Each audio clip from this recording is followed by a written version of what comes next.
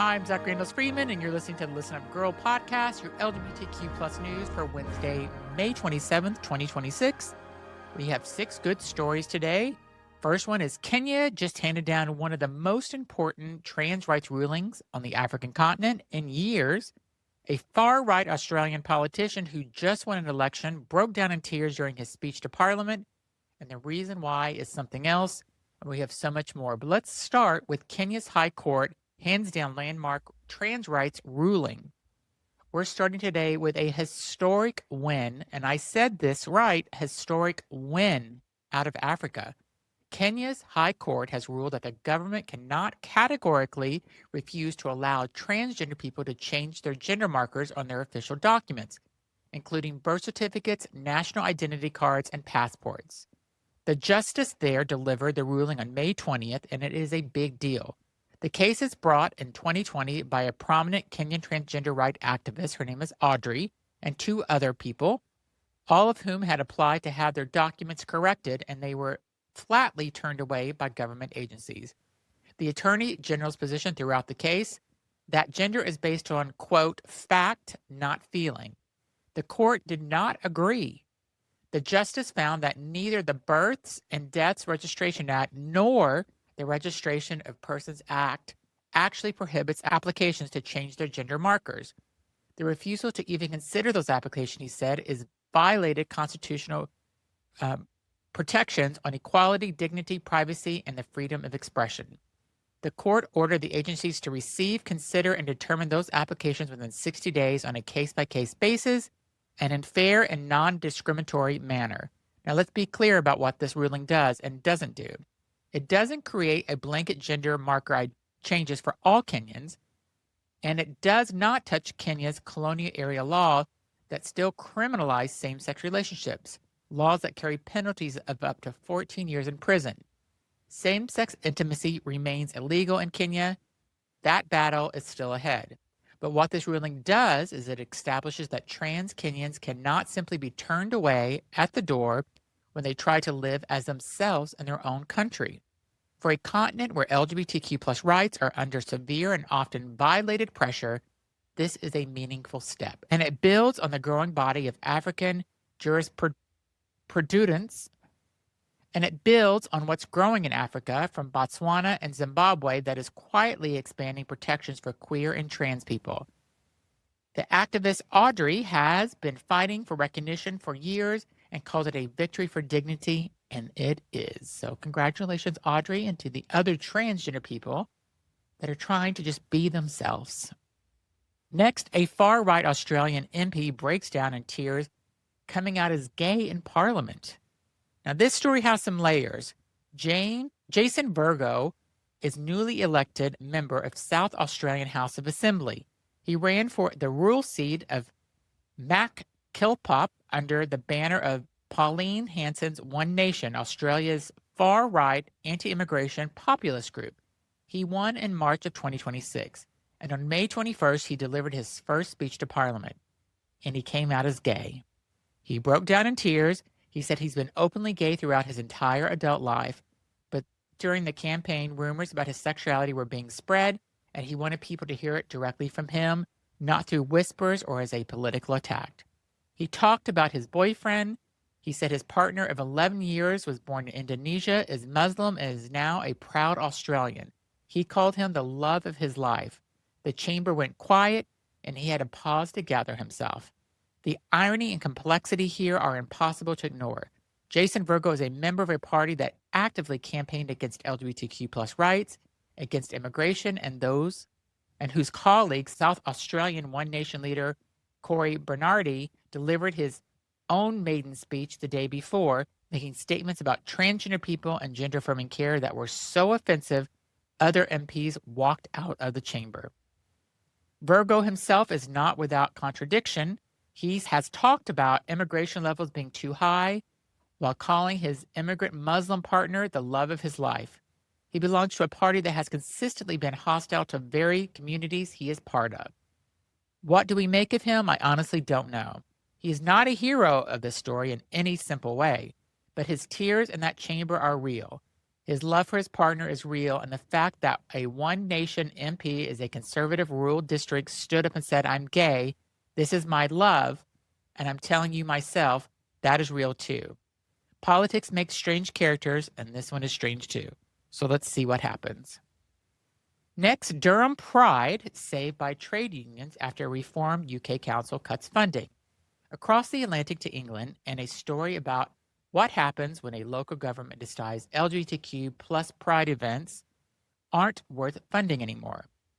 Durham County Council in one of north of England is now run by Reform UK, the far-right populist party that has been making waves in British politics. When they took control after the elections in May of 2025, one of the first moves was pulling funding from Durham Pride. Deputy Leader Councillor Darren Grimes, and yes, that is the same Darren Grimes of the Brexit controversy fame, called the event political street theater and said Durham Pride wouldn't see a single penny from the council. He also said, I want to be very clear about this because it's important to hear. Pride stopped being a celebration of gay rights a long time ago. It's morphed into a traveling billboard for gender ideology and political activism. The council had previously invested up to £10,000 in the event, and that money was gone. So what happened next? The trade union movement stepped up. The Durham Miners Association, the TUC, and the Coalition of Unions launched a fundraising campaign. British Performing Arts Union Equity alone donated over £7,000. By the time the fundraising is complete, Durham Pride had raised more than £15,000, exceeding what the council had been contributing. And Durham Pride 2026 is happening. It will take place at the end of May, featuring performers including Steps star Claire Richards, former Pop Idol finalist Gareth Gates, and a lineup that reflects the joy and defiance that Pride events have always embodied. The Pride flag that was removed from the Durham County Hall when Reform UK took over is going to fly elsewhere during the celebrations. This is a beautiful irony in the story. The party that wanted to erase Pride from the city ended up accidentally demonstrating exactly why community solidarity is more powerful than any council vote. The miners backed us, the actors backed us, and we are going to dance. I love that. I mean, the community came together. It gives me chills. I want more of this. I want to hear more stories about the community coming together, because they completely backhanded the group that was trying to erase them. Amazing. Love that. Next, Spain tops Europe's LGBTQ plus rights ranking, displacing Malta after a decade. This is a good news story from the ILGA Europe, the Brussels-based LGBTQ plus human rights organization that publishes its annual rainbow map each year, ranking 49 European countries on their laws and policies affecting LGBTQ plus people. For the past decade, Malta held the #1 spot. In 2026, Malta has been displaced by Spain. ILGA Europe cited Spain's rise as a result of a combination of achievements, fully functioning depathologization of trans identities in healthcare, new legal protections, a new national LGBTQ plus and trans strategy, a new independent equal treatment authority, and what the organization called a determined fight back against far-right attempts to dismantle trans protections. Spain jumps to the #1, reflects real political courage at a moment when many European governments are retreating or simply staying silent. The report has a critical finding worth naming. Most of the progress made in Europe on LGBTQ rights right now is not coming from governments proactively passing legislation. It is coming from activists and court rulings forcing the issue. Think about that for a second. In 2026, in most of the liberal parts of the world, LGBTQ plus rights are advancing primarily because courts and activists are dragging governments along, not because leaders are doing the right thing on their own. That is a state we are in. Hungary, by the way, recently had its anti-LGBTQ plus propaganda law struck down by European Court of Justice in a landmark ruling in April. The UK dropped significantly in the rankings, and Slovakia and Belarus were flagged for rollbacks tied to wider democratic decline. The good news, rights are moving. The sobering news, that people doing the moving for us are mostly us. Next, San Francisco YMCA updates locker room rules and trans controversy. This story is getting a lot of attention. There's a lot coming from a very bad faith media coverage. So let's report what actually happens.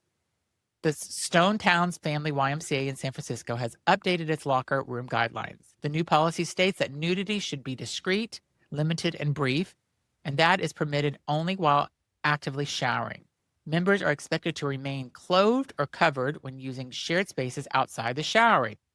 The policy also adds guidance on the usage of hair dryers and supervision requirements for younger children.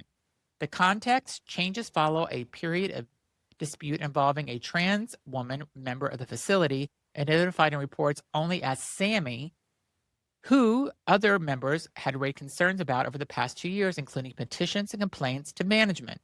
The YMCA has not publicly commented on detail on the specific catalyst for the updated guidelines. The YMCA's current policy still states that members and guests may use the locker room of their gender identity. That language is unchanged. Now, the right-wing media is having an absolute field day with this story, and a lot of coverage is dishonest, dehumanizing, and deliberately inflammatory. The framing from outlets like Fox News, Town Hall, and the Daily Mail have been explicitly transphobic. Not a surprise there. The story is being used as a cudgel to argue against trans people's rights to exist in public spaces. The actual story is more complicated. There appear to be legitimate questions about conduct in shared space, questions that apply to anyone, trans or not, and the YMCA is trying to navigate that. What it doesn't justify is a kind of blanket dehumanization that's been flooding the zone around this story. Trans women have the right to exist, they have the right to use the locker rooms, and nuance still exists even when the internet tries to burn it down. Some of these news outlets like Fox News and Daily Mail, it's so pitiful. They're pitiful. That's all I'm going to say. And today, our last story is Seattle's queer beach goes to trial today. We close on a story that starts locally but carries real symbolic weight. Today, May 27th, a trial begins in Seattle over the future of Denny Blaine Park, a historically LGBTQ plus clothing optional beach on Lake Washington that has been a queer gathering space for decades. The lawsuit was filed by Denny Blaine Park Community, Inc., a group that has been fighting for the right of nude and queer beachgoers to continue using the park the way they have for years. The case centers on a dispute with the city over rules and enforcement that advocates say have been selectively applied in ways that threaten the character and safety of this space. Denny Blaine has been a sanctuary specifically and explicitly for queer people who have used it as a place of belonging, visibility, and community. In a political climate where queer public space is increasingly under attack from legislation, from police, and from organized harassment campaigns, the fight for the beach matters. Queer spaces don't just appear, they are built, sustained, and fought for by the people who need them. That's true of a community center in Minnesota, a drag bar in Nashville, and a beach on Lake Washington. The trial begins today, and I will bring you updates as they move through the trial. So this is your Listen Up Girl podcast for Wednesday, May 27th. Thank you for listening and giving me your time today. If this show means something to you, please share it, send it to a friend, post it, leave a review. When you listen, it makes a difference. Take care of yourself, and I'll be back tomorrow with more news. Thanks for listening.